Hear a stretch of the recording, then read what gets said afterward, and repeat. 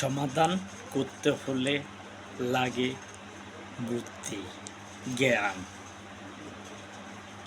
আমি চাই না বিভেদ ঘটুক রাজ্যের মধ্যে। এই পৃথিবীর মধ্যে সব দেশের মধ্যে কিন্তু একই রকম।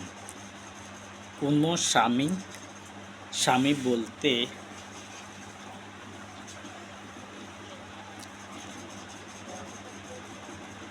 কোনো নারী যদি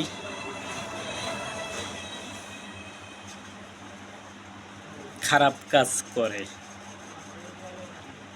সে যদি তার ইজ্জত বিক্রি করে, তাহলে সে ধরা খাইলে কিন্তু 100 বেদ দেওয়া হবে। কোনো স্ত্রী বলতে কোনো মেয়ে যদি সে তার দেহ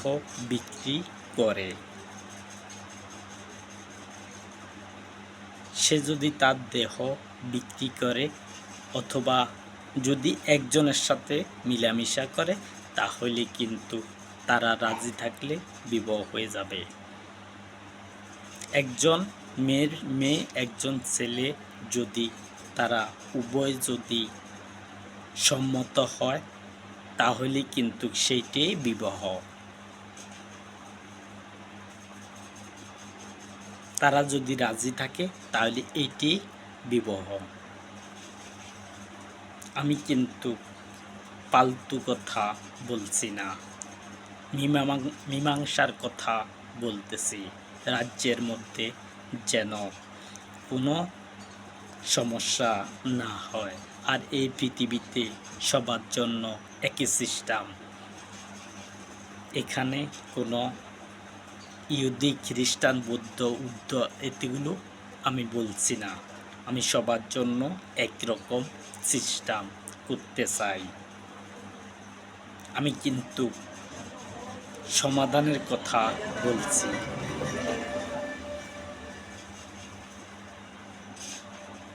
এই সমাধান কিন্তু তোমাদের কাছে কেউ কি বলছে? কেউ কি সমাধান করে দিয়েছে? জ্বালা গায়ের মধ্যে লাগিয়ে রাখে।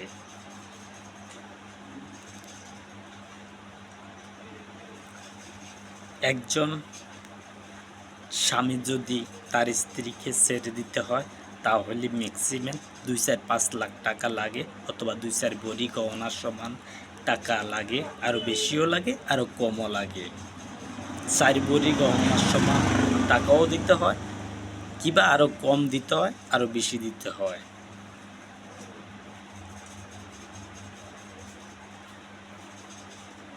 কোনো যৌতুক চলবে না। কোনো মেয়ের বিবাহ হলে যৌতুক চলবে না। কোনো পুরুষের যদি বিবাহ করতে যায়, তাহলে কিন্তু যৌতুক চলবে না। যৌতুক হলো এইটা, 2 ভরি গহনার সমান টাকা ভেঙে গেলে দিতে হবে। যদি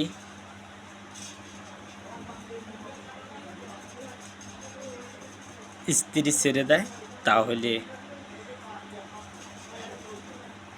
স্ত্রী দিতে হবে স্বামীকে। টাকা দিয়ে সে দায়মুক্ত হতে হবে। আর যদি স্বামী ছেড়ে দেয়, তাহলে স্বামী টাকা দিতে হবে, দায়মুক্ত হতে হবে। আমার কথা তোমরা বুঝতে পেরেছ কি না জানাইও। আমিও কিন্তু সেই অপেক্ষায় আছি। তোমরা জানাবে এবং সেই সমাধান আমি করব।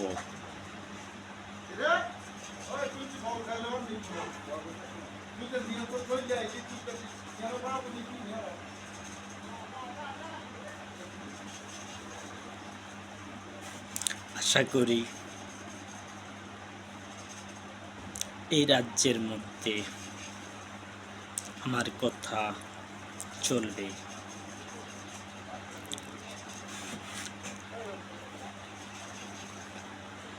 এই রাজ্যের মধ্যে যতদিন আমার কথা চলবে টিভি সেন্টারে, ততদিন এই কার্যক্রম চলবে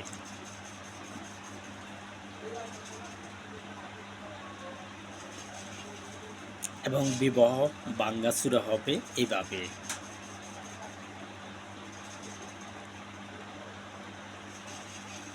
দুজন ইমাম সাহেবকে সাব্যস্ত করে এই সমাধান করা হবে, কিন্তু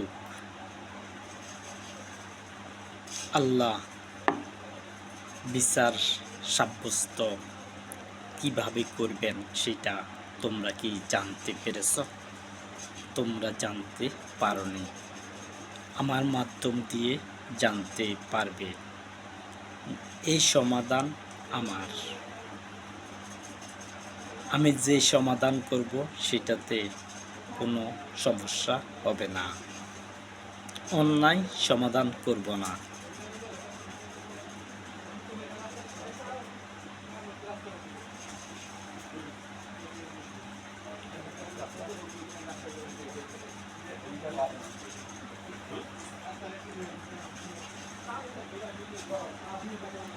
অন্যায় সমাধান করা হবে না। পৃথিবীতে বহু মানুষ আছে, বহু রকমের।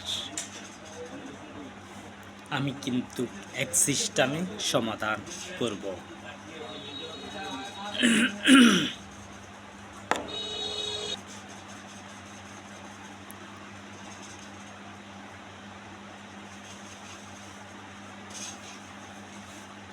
স্বামীর পক্ষ থেকে একজন নিয়োজিত থাকবে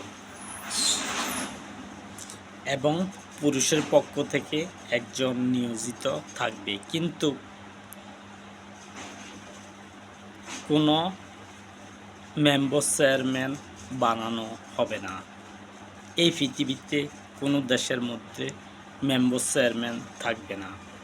কেবলমাত্র ইবাদতখানার মধ্যে যেসব যারা ইবাদত করায়, যারা ইবাদত করাবে, তাদের দুজন দিয়ে সমাধান। তারা পূর্বে যেসব সমাধান করেছে সেগুলো সমাধান হয়েছে কিনা তোমরা জানাবে। আমি কিন্তু ন্যায় কথা বলতেছি।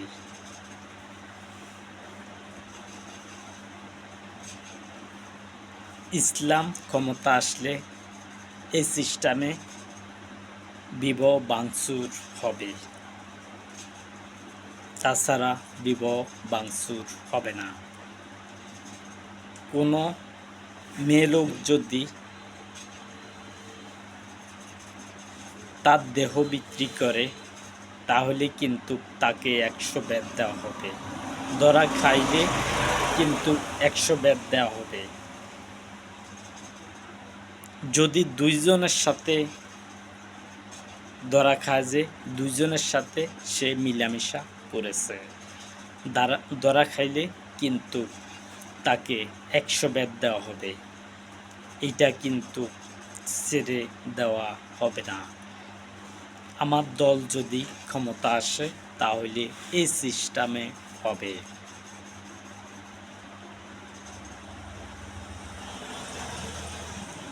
কোনো পুরুষ যদি দুটো বিবাহ করে তাহলে সমস্যা নাই, 3টা বিবাহ করলেও সমস্যা নাই, যদি 4টা বিবাহ করে তবুও সমস্যা নাই। 5টা যাতে না করে সেটার ব্যাপারে বলতেছি। 5টা বিবাহ যাতে না করে, আর করতে পারে যদি 4 জন স্ত্রী থাকার পরে যদি একজন স্ত্রী মরে যায় তাহলে সে আরেকটা বিবাহ করতে পারবে, তাছাড়া সে বিবাহ করতে পারবে না। এই রাজ্যের মধ্যে এই কথাগুলো আমার কার্যক্রম হবে।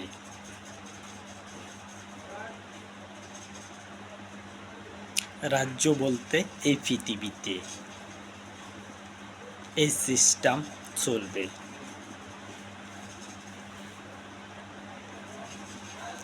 আমি চাই ন্যায়ভাবে সমাধান করার জন্য। অন্যায়ভাবে সমাধান করা যায় না। ন্যায়ভাবে সহজ, অন্যায়ভাবে কঠিন। 10 জন 20 জন তারা যোগায়, 10 জন 20 জন যোগায়, তারপরে একটা সালিশ হয় না। আমি 2 জন দিয়ে সমাধান করব, 2 জন দিয়ে এই বিচার সাব্যস্ত করেছি এবং এই বিচার ভাঙচুরও হবে।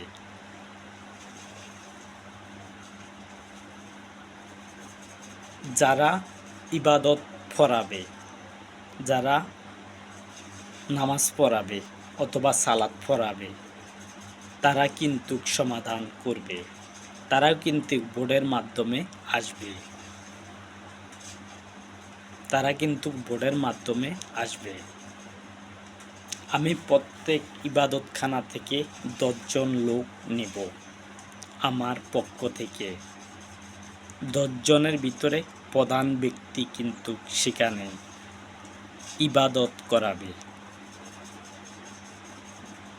এই পৃথিবীতে প্রত্যেক দেশের মধ্যে যত ইবাদতখানা হবে, প্রত্যেক ইবাদতখানার মধ্যে কথা বলতেছি, আল্লাহর ইবাদত ছাড়া কোনো ইবাদত চলবে না,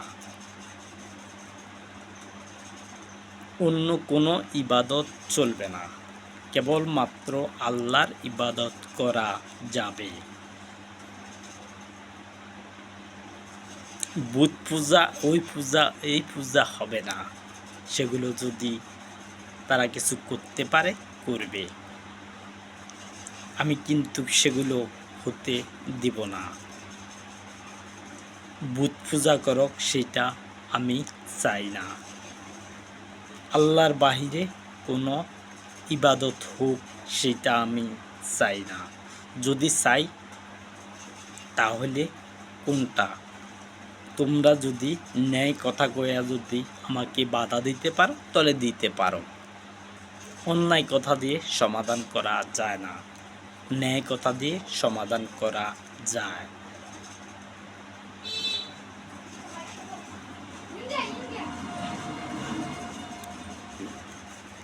এই সমাধান কিন্তু বিবাহ ভাঙচুরের সমাধানের কথা আজকে বললাম। যদি আমার দল ক্ষমতা আসে, এই সিস্টেমে চলবে, অন্য কোনো সিস্টেমে চলবে না। আমার সালাম রইল এই পৃথিবীর সকল মানুষের প্রতি। আসসালামু আলাইকুম। আমার সালাম বর্ষিত হোক তোমাদের উপরে।